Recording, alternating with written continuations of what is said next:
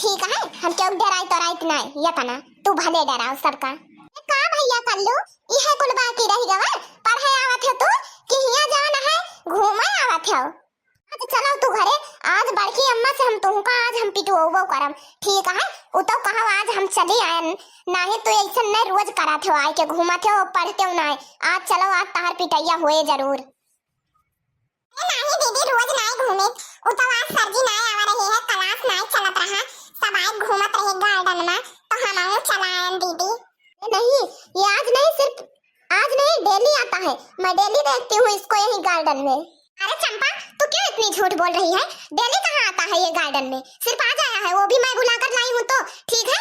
जाओ जिससे बताना है बता दो, मैं किसी को नहीं डरती हूँ। ठीक है मुझे इतनी धमकी मत दो ठीक है, नहीं डरती हो तो अपने लिए डरती हो तो अपने लिए। मैं आज बताऊंगी जरूर घर पे इसके, नहीं तो ये और बिगड़ जाएगा। घर वाले